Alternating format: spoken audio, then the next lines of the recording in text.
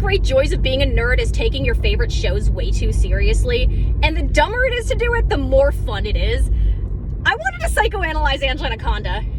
I was revisiting some of my Anaconda videos, and I realized how much of a hate boner she has for Nanette, which is basically the plot of the show. I related to that very hard because I also have a pathological hate boner for my childhood abuser, but I realized there are similarities and also differences between what I went through versus what's in the actual show.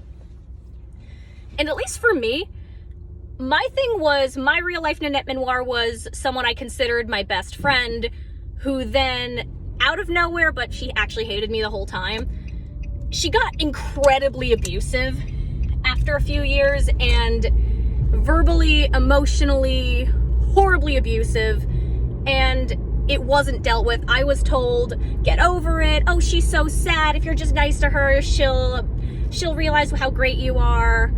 Oh, get over it. Come on. Why can't you just get along? All that bullshit. And this person's abuse, who wasn't just abusive to me, it was enabled. So my hate boner, which actually turned out to be complex PTSD, it was very much from this is this betrayal of someone I thought I knew, someone I thought was gonna be my friend, and this person's being abused. I am being abused, and this is not being dealt with. It's not being taken seriously, and that's making me angry, and no one's gonna tell me how to feel about it. So that's where my hate boner came from. Whereas in Anaconda, there's a bunch of different things going on that are different. There is a little bit of that, and you get a little bit of that dynamic in the show that, you know, Nanette say they used to be friends. It's not dealt with as much, but that's part of it. The other thing is Nanette, what she represents. She represents this in normal society ideal that in some ways Angela's expected to be, and she just doesn't fit that, and she resents that standard. Nanette's very good at being this whatever ideal, this, you know, cute little docile blonde blue-eyed girl who knows how to play the game really well, knows how to essentially play the social politics, and Angela doesn't fit into that world, doesn't fit into that system, and she resents that expectation. She resents the game that Nanette is very good at playing. And there is also, the final thing is, there is a level of envy. And I don't think it's for Nanette being the cute little blonde girl. I think it's more for the fact that she's wealthy, so she has access to more things, and she has more, she gets attention. She's wealthy.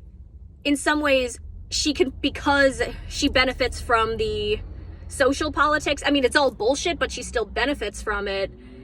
It's a bullshit game that she plays very well, and again, she has more freedom and more attention than Angela typically gets. And Mrs. Brinks is horrible, but at the same time, this is the authority figure.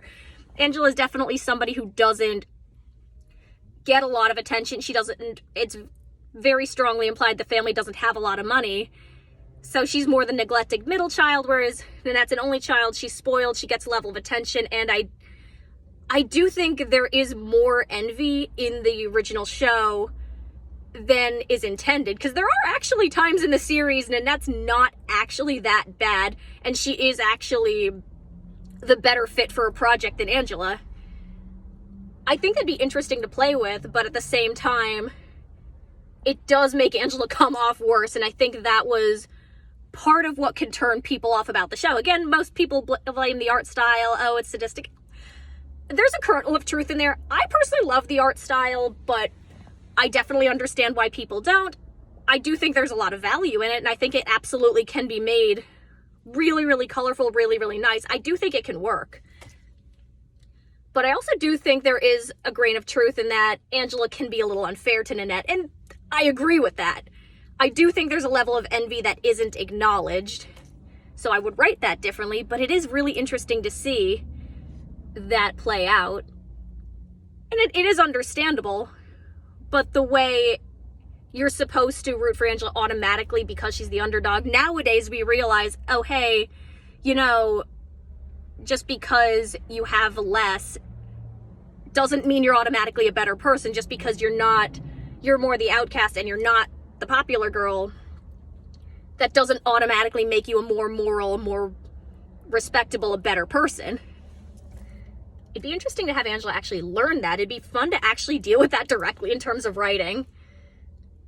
But I do think that's where part of her hate boner comes from. And it's kind of funny seeing just what I used to be in that. Mine was different, and I did act a lot. I was Angela as a kid in many ways. I was that perpetually frustrated person who was not listened to and had a big imagination, had a lot to say, was not going through a good time, was having a rough time, and just not getting help or understood and constantly being condescended to. And that part of it is incredibly relatable and does always come off really well and does make for a relatable character. But she's flawed, and you're supposed to automatically think of this person as, okay, because she's the outcast, that automatically makes her a better person. And it doesn't. So it's interesting to look at that dynamic nowadays. I was thinking about it, realizing, I was rewatching the video of when I talk about Anaconda's 90s website, and realized just how much of it, she just has to bring it up, how much she hates Nanette over and over and over again. And I used to do that too, very much so, with how much my childhood abuser is a bad person, and she is. I will never forgive this person, but I have healed a lot since then. But it is interesting that people used to say to me all the time, oh, just get over it, you're going to be angry for the rest of your life if you don't get over it, you need to forgive. It is interesting, actually, just to see on the other side, oh, this is what that looks like. This is what I looked like to other people, this bitter person constantly spewing my misery. That's why nowadays I gotta make the misery fun. If you can complain and make it entertaining, you can get paid for it. I need therapy bills paid, damn it. Yeah, similar thing with Wuntch and Holt, because there's times when Holt actually brings up his hatred for Wuntch, and it's a little too much. It does come across as, okay, this is unprovoked, this is very pointless, and you look worse because of it. It is fascinating to see that on the other side. Because when you're in it, when it's your hate boner, you think you're justified, and maybe you are, but it doesn't always look that way. Doesn't always look that way to the outside world. Man, isn't that something? And got me thinking about what I went through and what's very similar about Angela. Again, there are even similarities. None of my bullies were ever blonde, ever. But that is the archetype for girl bullies in media. And I understand why, because that was the representation of power and privilege in America. So it's a visual shorthand. My childhood bullies, my abusers, they never looked like that. It was never the blonde girl. But I get the visual shorthand. It's interesting to see, it was just interesting to see my journey and what's similar about what I went through, and what do I see as unique about Anaconda, the original show, and what about that dynamic is different. What worked, what didn't. This is not scripted, by the way. This is just off-the-cuff rambling. But it is interesting to look at. I do think there's a level of envy there, and I also do think there's a level of resentment that is unfairly taken out on Nanette in Angela's case. That this is, in some ways, they're going by different standards. Well, they're in the same world, they're playing the same rigged game, but Nanette fits into this world where Angela really, really doesn't. And I think that was what, in some ways, the show really wanted to get across, that, hey, just because this isn't right for you doesn't mean you're wrong. I wish it was a little bit more direct about that. I wish it did it in a little bit more of a fun way. But it's still very relatable on a very deep level. Warts and all. Warts and gray skin and all. I still love the show. Still want to reboot it, by the way. I still want to do this. Oh man, that would be so fun to do. Total dream job. Being a showrunner for an Anaconda reboot. One of these days, guys. One of these days.